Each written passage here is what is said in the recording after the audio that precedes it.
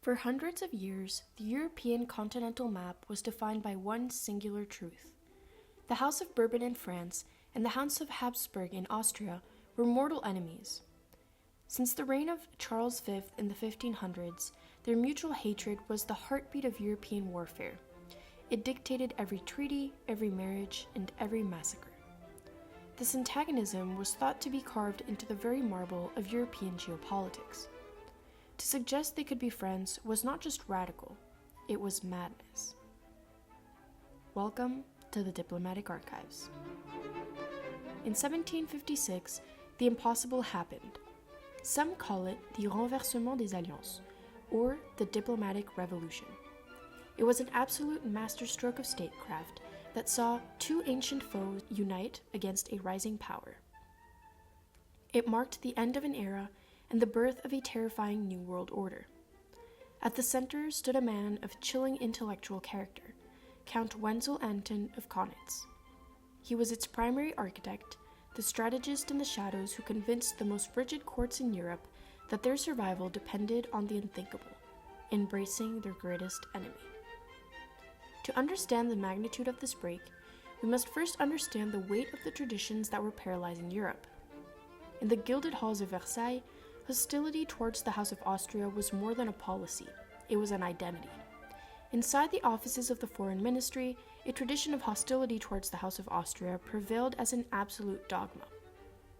For the Frenchmen, the Habsburgs were the natural enemy, a power that had to be encircled, weakened, and eventually dismantled. This was the legacy of Richelieu and Louis XIV. Changing this was like trying to change the direction of the tides. But by 1740, things were about to change. Frederick II, the young and ambitious King of Prussia, invaded the Austrian province of Silesia without a declaration of war. It was a localized theft that triggered a European shockwave. Kaunitz, watching from Vienna, realized the world was changing. He famously argued that the King of Prussia, quote, must be considered our greatest and most dangerous enemy. The threat was no longer the French Bourbon to the west, but the Prussian upstart to the north. Quite early on, Kaunitz analyzed his options. He looked at Austria's traditional allies, among them was Great Britain. His conclusion was biting. He believed that, quote, London's policy was motivated only by a scared egoism, indifferent to the interests of its allies. To the British, the continent was a secondary theater to their colonial maritime empire. Kaunitz feared that England was no longer a reliable partner. The old system was dying, and it was time to find a new one, quickly. For such a shift to occur, the Habsburg needed much more than a classic diplomat. They needed someone who could navigate the most sophisticated and treacherous court in the world. Wenzel Anton von Kaunitz was a man who dominated the whole. He possessed a mathematical rigor and a razor-sharp clarity of reasoning. Yet, he was no boring bureaucrat. He was an Epicurean, a lover of art and women, and a devotee of the Enlightenment. He understood that in the 18th century, a treaty isn't just signed in an office, it is won in the salon and the ballroom. In 1750, Empress Maria Theresa appointed him ambassador to the court of Versailles. His mission was nearly impossible: to woo the very people who had spent 2 centuries trying to dismantle his country. For years, Kaunitz played a long game. He observed, he charmed, and he waited for the right moment to strike at the heart of French policy. Kaunitz understood a vital truth about French power. To reach King Louis XV, one had to navigate the king's private life. He realized that the way of thinking of the king's mistress was a precious matter. By securing the friendship of the Marquise de Pompadour, Kaunitz bypassed the stubborn anti-Austrian ministers and planted the seed of the new alliance directly into the king's inner circle.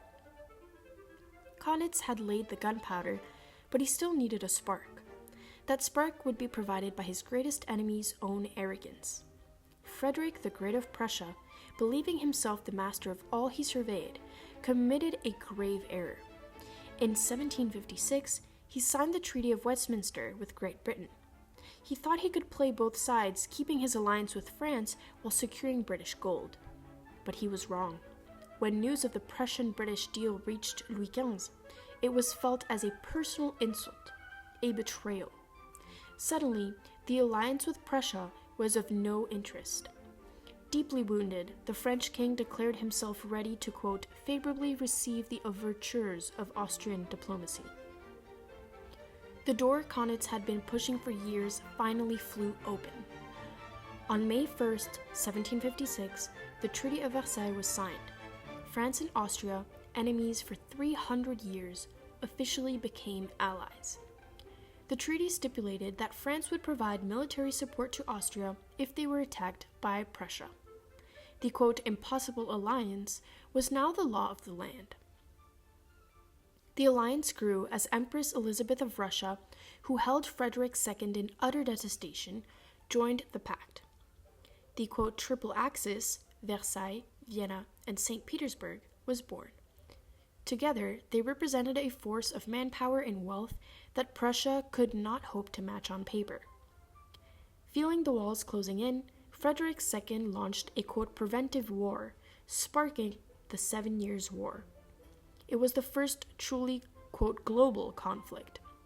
Despite the sheer weight of the Kaunitz alliance, the war was a brutal, grinding stalemate.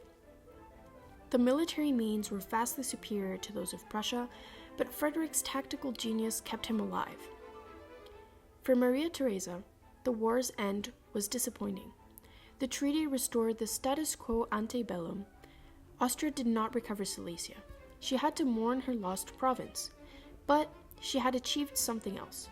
She had broken the Prussian momentum and preserved the Habsburg Empire through a revolutionary new shield. History has ultimately recognized Kaunitz as, quote, one of the greatest diplomats of the Austrian monarchy. He was a man who did not just sign papers, he broke a 300-year-old paradigm. By imposing his vision for 40 years, he proved that the destiny of nations was not dictated by ancient grudges, but by intellectual mastery and an absolute command of the facts. He proved that diplomacy at its highest level is the art of turning the impossible into the inevitable. His work survived the tremors of war. The alliance between Vienna and Versailles outlived the 7 Years' War and remained the pillar of European stability until the French Revolution in 1789. Can a single mind truly change the course of history? Well, Kaunitz is proof that with enough clarity, the entire world can be pivoted on the point of a pen.